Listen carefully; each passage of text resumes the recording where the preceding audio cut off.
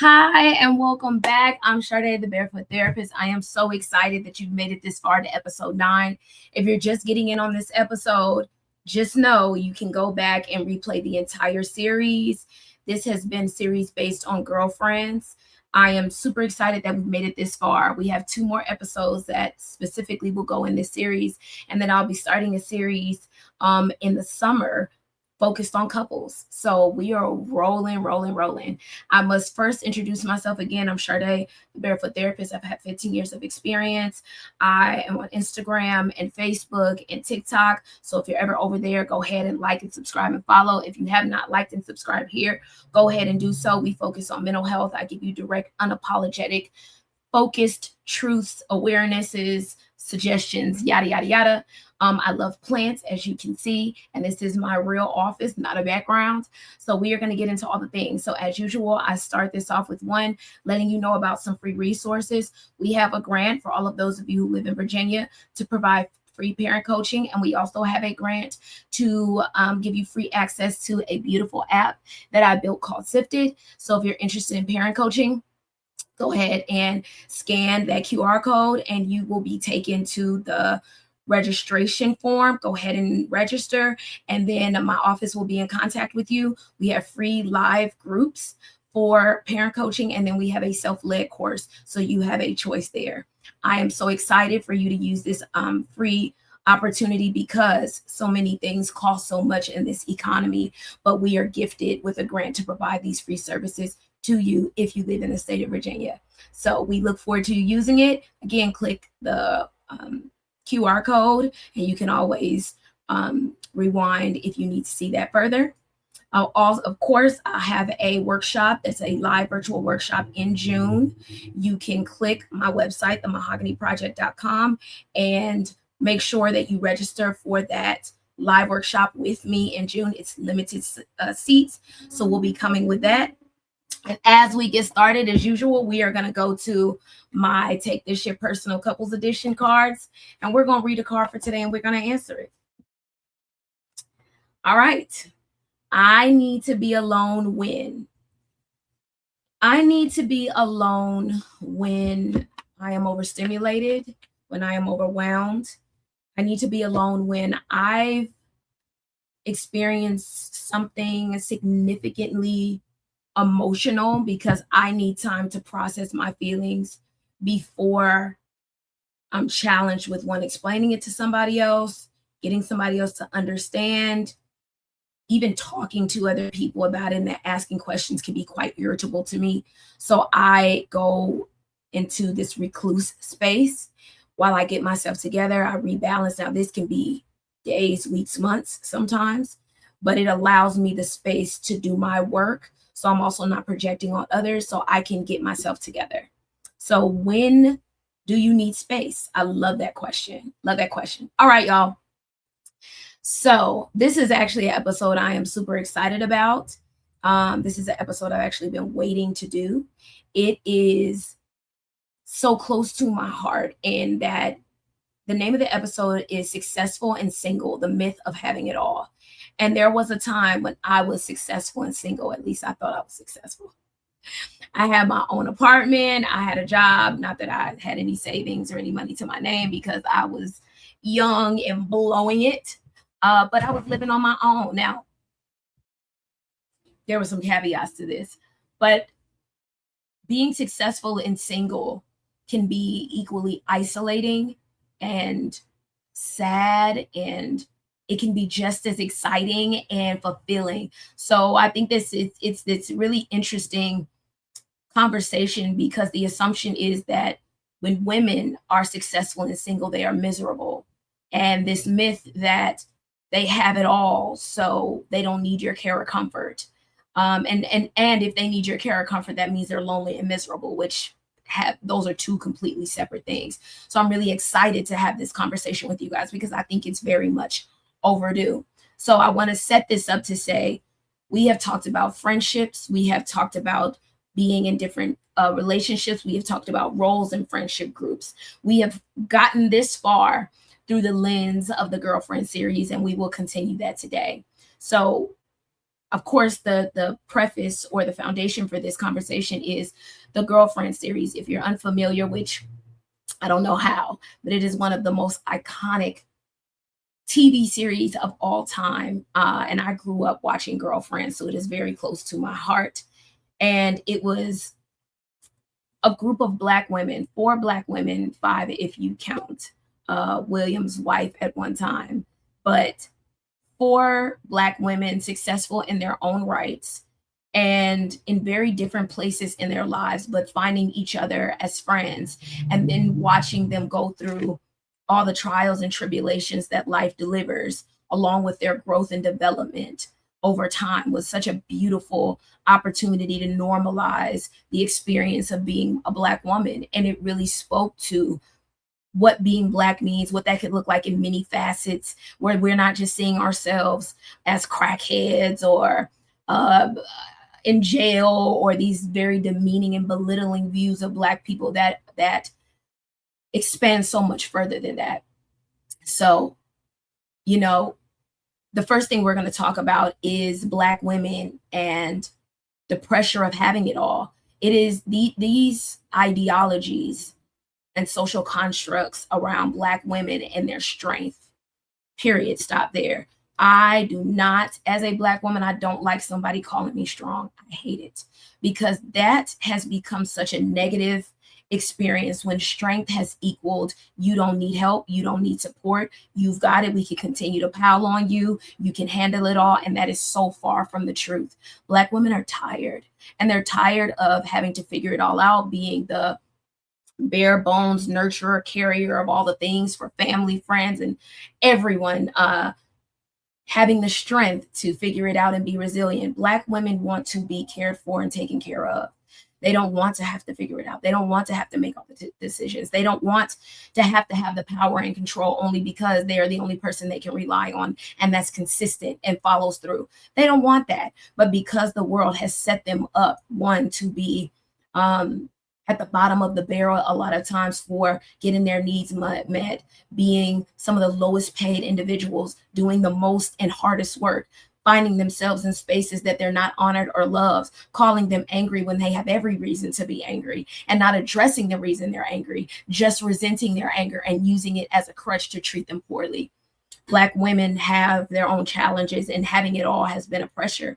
I know when I was growing up, the understanding was, Shardé, you need to go out here, you need to be able to produce it all on your own. And while that is rewarding, and I am certainly teaching both of my children, all 3 of my children rather, to get out here, take care of things, you can take care of yourself. Please do not be afraid to reach out to your community. Ask for help. Do not bear the weight of trying to be in the world and do it all on your own. That is not what we're supposed to have to do. We're supposed to have community. We're supposed to have love and comfort. We're supposed to have help. We're supposed to have soft landings to lean and all of that. And we shouldn't have to choose between career and love. We should be able to have both. And I'm not saying have it all, because there are spaces where one will suffer as the other thrives and vice versa. But we should have space to thrive, and not under the conditions that are overwhelming and unreasonable. So, then you have this thing happening where Black women are some of the most educated, are the most educated individuals on earth. They are the most educated. And yet their suitors are intimidated by their success.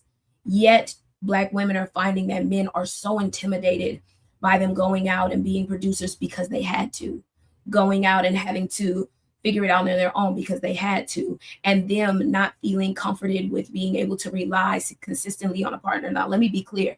There is Black love that exists, and I do not ever support the notion that there are not successful Black relationships, because there are, and we need to talk more about that, which we will in my next series.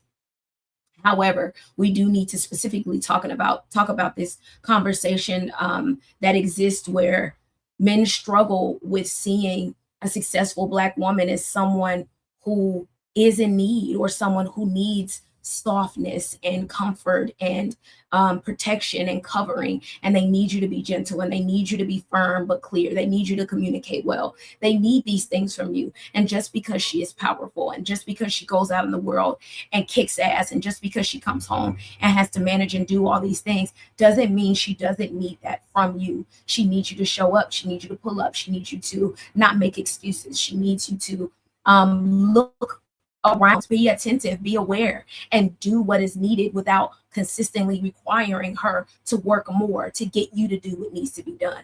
That requires more work from her. Don't be intimidated by her success. Her success is only going to elevate both of you. It's not a challenge. It's not competition. You know, Black women are not trying to compete with you in dating. They are trying to be partnered with you. Those are two different things. And if you are someone as a man that is insecure or unwilling to do the work, or unwilling to ask yourself why I feel intimidated, or at least even address that you feel intimidated at all, it can create a dynamic that is unhealthy and unnecessary, especially when you can have a woman that just wants to be by your side and y'all can win together. Not that you have to be in competition to win. But I want to play this clip because I think this is really relevant to what we're talking about in the space that women are just in, and they're tired, they're exhausted. So let's check this out. I'm mad because I care more about you than you care about me, and that's how it's always fucking gone. I'm tired of it. I'm mad.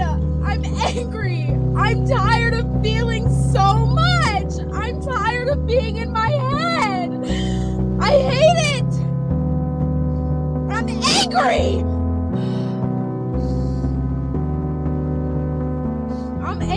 I'm angry. And no matter how much I try to let go of it and give it to God, it's still so heavy.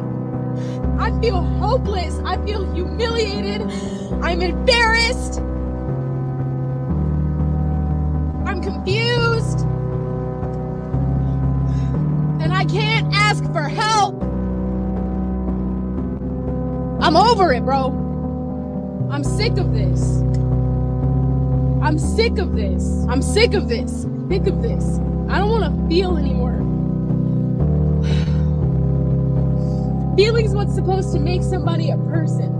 And I don't even want to feel anymore.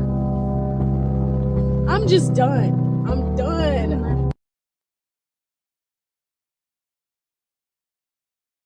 I want you to put in the chat if you've ever been there. And I can say as a woman, I've been there. I've been married, you know, and with my person. I've been with him for 15 years. But I've been there. And it's exhausting. It's exhausting when you learn to love and you want to support and you are becoming vulnerable and you don't feel like you can ask for help and you don't feel like you have people supporting you, don't feel like you have honesty on the other end or compassion or clear communication. You don't have somebody that's going to meet you in the middle. You don't have somebody that is just willing, that they're looking for options, because social media makes us believe that there's so many options when there's really not. You know, the person that is for us is very few. Although it may seem like there's so many. This is an exhausting place to be. And I find that too many Black women find themselves in this place where you feel like you have to choose yourself or your partner, that you can't have both, that you can't have authenticity and self-reliance and grace and love for you and be confident and be in a relationship that honors all your authenticity and personhood. That then becomes a competition. It then becomes a challenge to their manhood, a challenge to their ability to love you. They're a challenge to their brokenness. And it really is exhausting. And if you find yourself in that place where you are having to compete with their broken, you can't fix that for them. And you're going to break you trying to fix it. But this exhaustion is seen far too often, where Black women are giving of themselves consistently only to get disappointed, to get continued to be let down, to be manipulated, to be lied to be overzealous when you think that this person is in the same place, yet you find that they are not, and they just won't be honest with you and give you the option because they fear losing you, when losing you is exactly what should happen, because they're not ready for you. They don't know how to honor you or protect you or to treat you. But that happens far too often. You should not have to choose between you and a relationship. Those things can exist parallel. They can exist at the same time. But there has to be a separation between person and partnership. You should have a relationship that is reflective of both of those things. And far too often, Black women feel like they have to choose. And especially when they're coming around their biological clock. Well, I want to have a child. Well, I want to be married. Well, I only have so long to be able to have a baby. And the biological clock conversation is very true. When you are nearing that age where it could present increased risk for you and your child, where you want to have a healthy pregnancy, you want to have someone to do it with, you don't want to have to do it alone, but you want this thing, having a baby so bad. And the thing that I present to my clients is simply look at the bigger picture and be clear about what you're choosing, because they can walk away. They can walk away. They can decide not to participate. They can be wherever they're going to be, and it's going to be on you. Not that that's right, not that it's okay, but you need to choose under those circumstances. You need to choose whether you're prepared to do this alone. And if you're prepared to do this alone, do what you do. But you have to know that you're choosing well aware of what the circumstances are. And your biological clock absolutely matters. And I can tell you, as someone who had a child, my last child, a little bit older, is different. It's very different. It's very different. Having a 3-year-old and you're 40, and I work out 4 days a week. I am in some of the best shape of my life, and I'm also tired. Why is that? Because stability also requires a lot of my effort in other places where I am working. I am building my business. I am constantly marketing. I am moving around. I'm having to do all of this to, one, hold on to my authenticity, things that matter to me just in my career and my passion, and to provide for my family. Those two things exist. And the fact that I'm a parent, all of that is exhausting when you got to run them around to all their activities. And it's different being an older parent. And so the biological clock conversation is very relevant. However, making decisions out of desperation is a setup. So asking yourself, is that what you're doing, is important. And then we having to redefine success, and it not just being based on relationship status. Success is, today I got up and I'm experiencing a beautiful day. I have a home to live. I have clothes on my back. I am making money to take care of myself. I have my family. I have my friends. Success is beyond being in a relationship. That is not the sole measurement of success. And really, depending on who you are, it may not be that at all. For someone who never wanted to be married or have children, that wasn't a measure of success for me. I had lots of friends. I have line sisters. I have joy. I had all those things. And I will say there came a point in time in my life where I just wanted companionship. I wanted somebody to watch TV with me at night and watch, good times, go to sleep to good times, and wake up and go do something fun the next day and go shopping at Costco because that's a good time. I wanted something like that. And when you have a lot of friends who are having children or in relationships, you're in a different place when you're single. I will also say find your tribe, because this is not an anomaly. And we are not defined as Black women by our relationship status. That is a singular part of our life. That is not everything. We were so much more before that, and we'll be so much more in and without it or beyond it. If that's something you want, don't be afraid to say that either. You don't have to sacrifice everything to have it. That it will not be worth what it was worth when you had to do that. And I will wrap up with this. Find your tribe. Find a community of people that support you and love you. Find people who want to be around you and you have like interests. I always encourage my clients to find friends. And while we say that, I'm gonna let's drop Sifted. This is the app that I built. If you are a military member or a veteran or active duty member or a family member, you will have free premium access to this. So click the link, make sure that you go to the portal, and we will be able to provide that to you. Check it out. Meet Sifted, the AI-powered life operating system designed to bring clarity, focus, and control to everything you do. Tasks, goals, calendar. Sifted brings it all together into one intelligent command center. Plan smarter with powerful task and goal management. Got thoughts, ideas, or mental clutter? Just drop everything into Mind Laundry and let AI instantly organize it into clear, actionable items. Manage every venture from one intelligent business hub with Sifted. Create, organize, and scale your operations with clarity and efficiency. Meet Vera, your built-in AI assistant. From planning and brainstorming to scheduling and decisions, Vera helps you move faster and think clearer. Sifted works across all your devices. Start your plan with flexible and affordable options. Visit sifted.one and start your free 14-day trial today. I hope that you love it. You check it out. I'm going to give you the QR codes. Go ahead and check that out. But I will say start on my website. If you're a veteran or active duty member, scan that QR code. You can get free premium access to that, to that web app. It is fantastic. I built it myself. It helps you organize both personal and business. Everything from assigning chores to your kids to organizing your to-do list. It is fantastic. Let me know what you think. Drop some comments if you get to go ahead and try it out. So also, before we continue, we are going to get into our Reddit. I completely forgot about our Reddit today. And my voice is extremely questionable at this point. It's real raspy, so be patient with me. This weekend, I was called an angry Black woman. This weekend, I was having a conversation with friends about how we come off to people sometimes.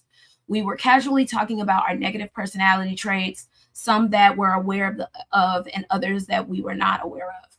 The feedback I was given is that I am an angry Black woman. This came from a very close friend of mine. I asked my father, who also agreed.